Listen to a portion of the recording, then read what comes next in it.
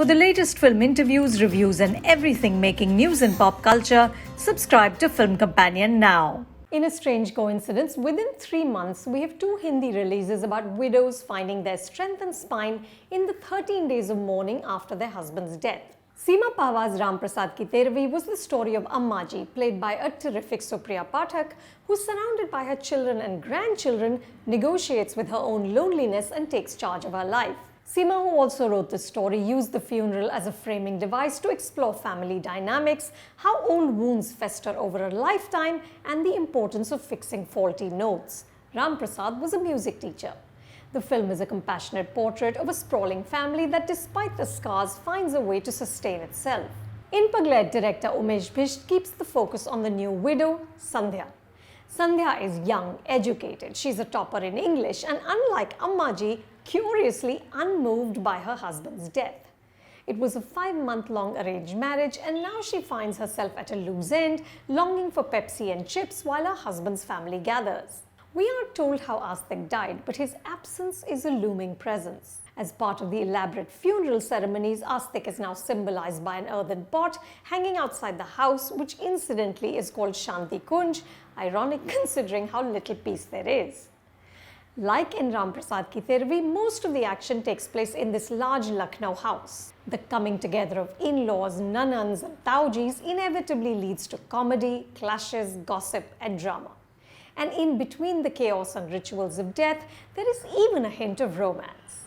Life, in all its glorious messiness, goes on. The basic plot of the 2 films might be the same, but the nature of the tragedy is different. Astik was in his late 20s. He was also the sole earning member of the family. His loss shatters his parents, played with emotion and authenticity by Ashutosh Rana and Sheba Chadda. The story, also written by Umesh, sets up the intriguing contrast between Sandhya's indifference and the parents' anguish. In a nicely staged sequence, the action cuts between the father doing Astik's last rites and Sandhya biting into Golgappas. She can't cry, but her appetite has increased. The premise is instantly rich in dark comedy and emotional beats, but this tension isn't developed sharply enough. Pagglait starts strong. There's a terrific bit of comedy with the house bell, which belts out "Ooh La La" from The Dirty Picture, not the most appropriate song in a funeral setting. But the energy dissipates and the film settles into a lukewarm mode. Sandhya is the prime mover in this story. Sanya Malhotra plays her with charm and empathy. Watch her expression in a clever introduction scene. She's yawning as she reads condolence messages on her phone and decides that they're mostly cut and paste jobs. Sandhya is an ordinary middle-class girl who hasn't yet found her identity. Sanya locates the void within her. Notice the way she looks at Akanksha, her dead husband's girlfriend, who has financial independence and agency.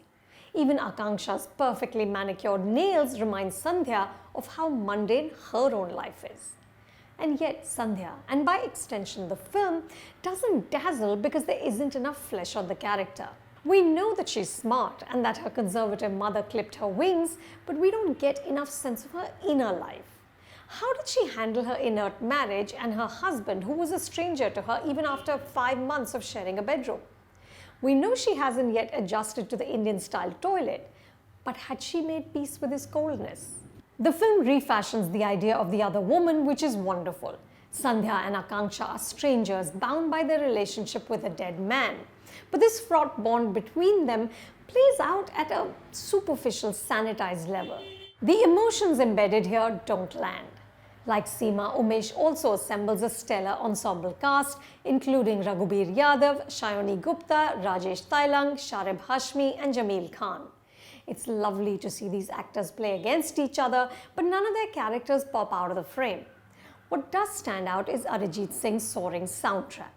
Pagglait is the singer's debut as composer.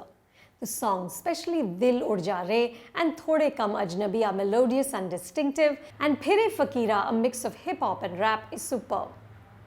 Pagglait reminds us of the many ways in which society and men control women. Sandhya has small desires, but even those are frowned upon. The elders in the family are keen to decide her destiny for her.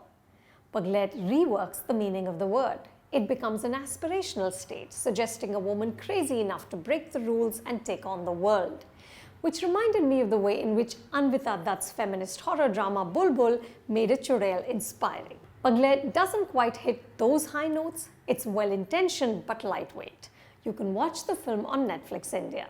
For more reviews like this, subscribe to Film Companion and don't forget to check out our website filmcompanion.in.